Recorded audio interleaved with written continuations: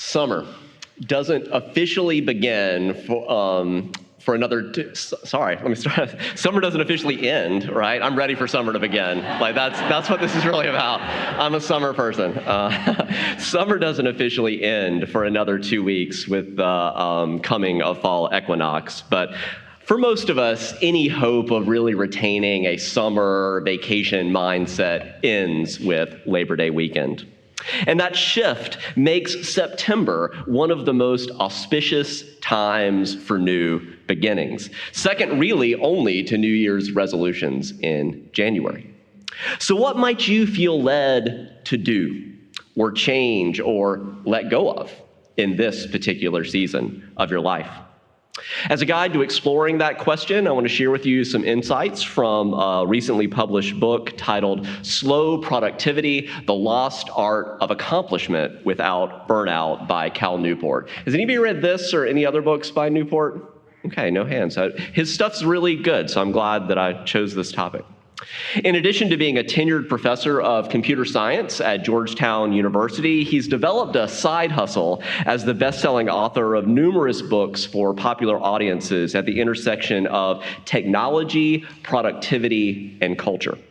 I've been a big fan of his work for many years, and this book is one that I've been personally sitting with a lot to discern how do I want to live into this new congregational year. But let's start with a story. Come back with me almost 6 decades to the summer of 1966. John McPhee was already a successful journalist. He had spent 7 years as an associate editor at Time magazine before being hired as a staff writer at The New Yorker, one of the most prestigious places you could be, where he had already published 5 long-form articles. But despite these successes, he was really struggling with his latest article, which was his most ambitious to date. He was trying to weave together the geological, ecological, and political history of the New Jersey Pine Barrens. Has anybody been there? It's a place these days that may be most recognizable as one of the title of one of the most famous episodes of The Sopranos. Anybody with me? I know we're 25 years out, but okay, all right. We don't have time to go there, although I do have a sermon in me I may one day preach about the very controversial final scene of that show. I have a lot to say about it. But back to McPhee. So he'd already invested 8 months in researching the Pine Barrens, but he just couldn't figure out how to get started. Has anyone ever done so much research that they're like, I have no idea what to do with this big pile of information? So for nearly 2 weeks, he spent all of his so-called working hours flat on his back, staring up into branches and leaves, fighting fear and panic. How many of you have bosses that would be okay with you spending 2 weeks daydreaming while horizontal? Here's the thing, though. Some of you are your own bosses, so you can do that. Here's the thing, though. After giving himself permission to let his mind wander for an extended period of downtime, he suddenly had the crucial key insight he needed to weave that 8 months of research together. And the result is a genuine marvel of long-form reporting and one of the most beloved entries in McPhee's long bibliography. I mean, seriously, how many magazine articles are published in a month? A lot. How many of them are still remembered and celebrated a week later, much less decades later? Very few, almost none. From the perspective of modern productivity culture, spending 2 weeks doing nothing is judged to be a profound waste of time. Many corporate managers have been taught that good work requires increasing busyness, faster response to emails, faster responses to chats, more meetings, more tasks, more hours. But quantity of hours does not guarantee quality results. How many of you remember the classic 90s satire Office Space? It is. If you haven't seen it, go home right now and watch. In one of many incredible scenes from that film, the protagonist confesses, "Well, I generally come in about 15 minutes late. I use the side door, that way my manager can't see me. And after that, I just sort of space out for about an hour." Yeah, I just stare at my desk. It looks like I'm working. I do that for probably another hour after lunch. I'd say in a given week, I do about 15 minutes of real, actual work. Newport criticizes this all too common focus on appearing busy as pseudo-productivity. The use of visible activity is the primary means of approximating actual productive results. But instead of merely appearing busy in front of your boss, Newport wants all of us to have meaningful work, that we're producing actually good, interesting contributions to the world. And quality work often requires giving people the space and time that's needed to truly be innovative, to truly be impactful. Here's another story. In 1995, the television network CBS was really struggling. The head of the entertainment noticed one Friday mid-afternoon that the offices were mostly empty. He stormed back to his office. He fired off an angry memo. Unless anyone hasn't noticed, we're third in the ratings. My guess is that at ABC and NBC, they're still working at 3:30 p.m. on a Friday. This will no longer be tolerated. Now, I understand his frustration. But as we're coming to see, forcing your employees to just ride their desk for longer and longer hours doesn't guarantee success. What ended up saving CBS wasn't forcing employees to clock out no earlier than 5 p.m. It was a last-minute decision to air a little show you may have heard of called CSI that ran for 15 seasons and became the network's most successful series at the time with the highest ratings. Similar to McPhee's story, how did CSI come about? And it wasn't from working 40, 50, 60, 70, 80, 90 hours a week. It was dreamed up by the obsessive efforts of an eccentric creative named Anthony Zuiker, who spent over 3 years nurturing a vision. There were long stretches during the development of CSI in which Zuiker's visible activity would have seemed minimal, and other times that he was working at quite a fast pace. But who cares if he rested for a month in 1999 if he saved the network in 2000? The point is that working increasing number of hours at a frenetic pace is not the recipe for success that many people think it is. So inspired by movements like slow food, which is the opposite of fast food, right? It encourages unique, traditional, regional cuisine over generic cookie-cutter homogeneity of fast food. Or slow medicine, which focuses on the holistic care of the whole person. Or slow schooling, which discourages teaching to the test and high-stakes testing, or slow media, which highlights high-quality alternatives to digital clickbait. Newport has coined the term slow productivity, or slow work, which he defines as a philosophy for organizing knowledge work efforts in a sustainable, meaningful manner based on the following 3 principles. Do fewer things, which I think would have been simpler if he just said do less, but anyway. Set that aside. Do fewer things, work at a natural pace, and obsess over quality. We're going to unpack each in turn, but before I do so, let me acknowledge that many workers, of course, have far too little control over their work. But you can start to apply these principles even in little corners where you do have more control. You can also apply them to other areas of your life, whether work or hobbies, where you're seeking to make your life more sustainable and humane. Newport's first principle of slow work is do fewer things. Or this slide may say it more colorfully. Pick your battles. Pick fewer battles than that. Put some battles back. That's still too many battles. For Newport, do fewer things means strive to reduce your obligations to the point where you can easily imagine accomplishing them with time to spare.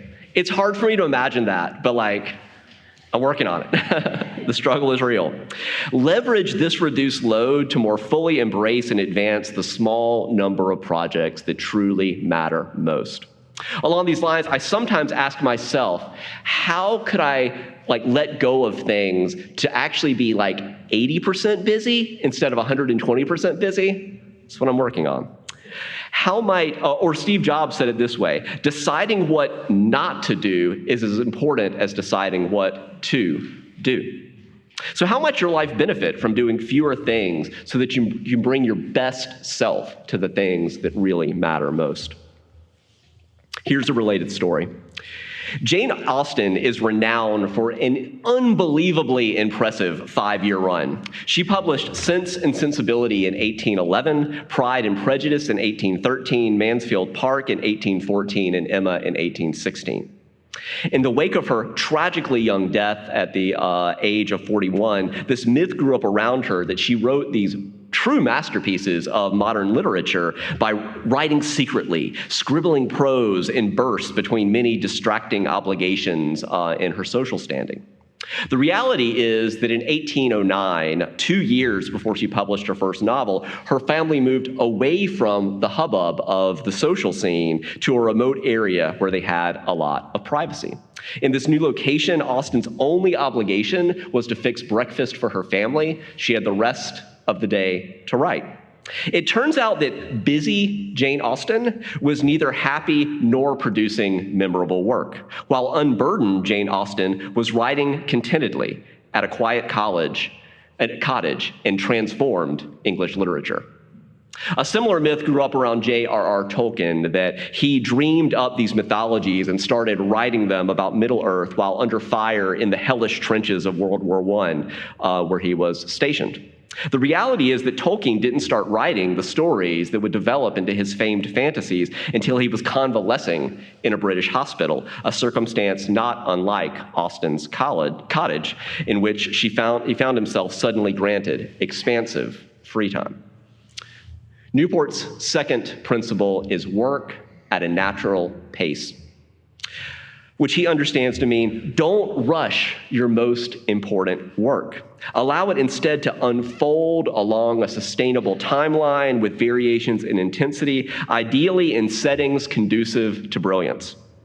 As background, Newport researched the lives of some of history's most paradigm-shifting scientists, and he found two seemingly contradictory observations. He found that great scientists of time past were clearly productive by any reasonable definition of the term, and that we still remember their accomplishments. At the same time, the pace at which they toiled on their momentous discoveries seemed by modern standards to be uneven and in some cases almost leisurely. Copernicus, for instance, had his first monumental insight that Ptolemy was wrong. We live not in a geocentric universe, but in a heliocentric solar system. He had that insight in 1496, but he actually didn't get around to writing that theory down until 1510, a decade and a half later, and another 3 decades would pass until 1543, when he published on the revolution of the heavenly spheres. Similarly, Isaac Newton began thinking about gravity seriously in 1655, but it took another 15 years until 1670 before he felt he really had a handle on the inverse square law. That's going to make more sense to the mathematically inclined among us. And then another 15 years before he finally published his theories. Here's a more contemporary example. There's a myth around Jack Kerouac that he wrote On the Road in 3 weeks. And he kind of did. He typed an initial draft in that amount of time. His full effort took 3 years, and then it took another 6 years, completing 6 additional different drafts to find a form that he could convince a publisher to publish. The modern pressure to relentlessly grind out more work as if we were machines instead of human beings is counterproductive to being creative at the highest levels. Some of you may remember my sermon a few years ago inspired by the profound and subversive book, Rest is Resistance. Here's one quote from the author who calls herself the Nap Bishop. She wants all of us to take more naps. She says, grind culture wants you to keep going no matter what. I sit my butt down and daydream. The answer is no. Newport suggests 3 practices for carving out more time and space in your life. Now, these examples may not work for you or everyone, but maybe they can inspire variations that might conform to your life. Idea number 1, you may have heard of no meet Mondays. Well, how about no meeting Mondays? It doesn't have to be Monday. You can choose a different day of the week. But basically, he's proposing that you basically covertly block out one of those days and just say you're already booked on those days. And the point is that one day a week is only 20% of your available time. You may find that you can introduce this change without giving the impression that you're unreasonably unavailable, and thereby you've carved out an entire day a week that you can do deep, focused, uninterrupted work on a project. Idea number 2, see a matinee once a month. He's a film guy, so that may or may not be your jam, but I appreciate that he sets this bar monthly, not weekly. And you can pick something different if the films aren't your thing. The point is, could you sneak away even once a month for a few hours to do something special that would be restorative for you? Idea number 3, schedule rest projects.